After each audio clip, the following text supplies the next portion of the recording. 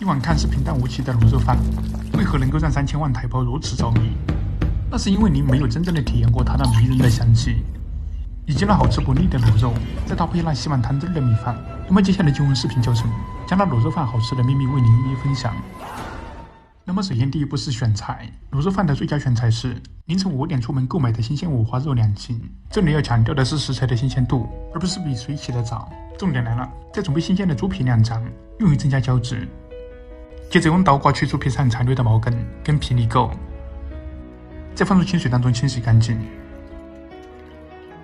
清洗干净过后，直接凉水下锅进行焯水，再加入葱、姜跟少许黄酒去腥去异。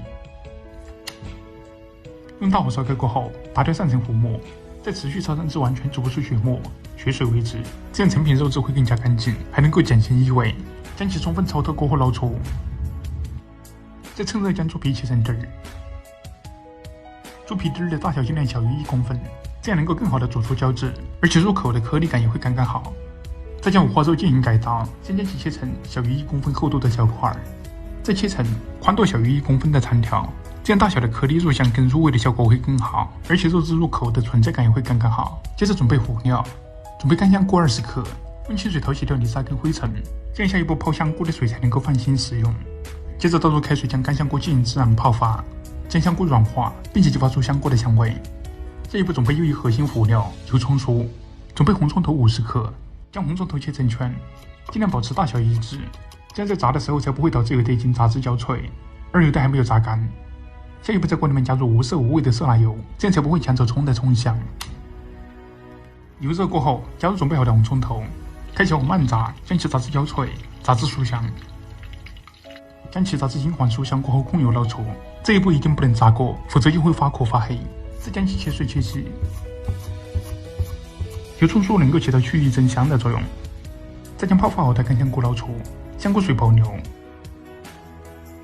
然后将其切碎切细，切成香菇丁，尽量切细一点，这样能够更好的出香，而且不会有明显的颗粒感。香菇跟香菇水能够给卤肉增加炒锅的鲜香味。然后将切好的肉直接放入铁锅当中进行干煸。这一步的目的是炒出五花肉的多余水分。将五花肉炒至开始出水汽过后，加入少许的高度白酒，继续翻炒，让五花肉仅剩的腥异味随着水蒸气挥发而挥发。再持续翻炒至五花肉出油，并且激发出肉的香味，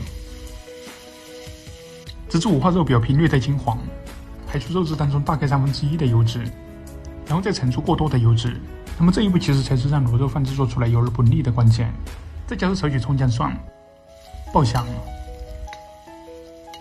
再加入金兰酱油30克增鲜，红酱油10克辅助增色。再持续翻炒出酱香、酱色，并且将酱香跟酱色融入到肉质当中。接着倒入准备好的香菇跟香菇水，切好的肉皮丁、油葱酥、五香粉5克、甘草粉2克、胡椒粉3克、虾皮10克、冰糖几克，用于中和掉汤中的微苦涩味。再加入少许鸡精，再加入快乐肥宅水150克。重点，再加入啤酒1罐。啤酒不仅能够去异增香，同时啤酒当中的啤酒酶还能够有效的分解肉质当中的肥油，从而减轻腻感。接着用大火烧开过后调入少许食用盐。这里要单独强调的就是，煮不煮一定不能调得太咸，因为汤量会持续的消耗，所以会越煮越咸。因此吃不煮调到7到8分咸即可。接着用大火烧开过后，持续加持个5分钟。这一步的目的是将肉质充分的煮出收紧。时间到了过后，再转移到保温又恒温的砂锅当中，因为铁锅久煮，极其容易产生铁腥味。用大火烧开过后，再转小火炖煮个2个小时。此时收紧的肉质会在小火的加持下一点点的放松，从而达到层层的入味、层层的入香。时间都煮至1个半小时的时候，加入根本不敢想的鸡蛋几颗，再持续用小火加持至煮制时间完成。煮制时间到了过后，又一重点到来，不是直接食用，而是关火焖大概2个小时。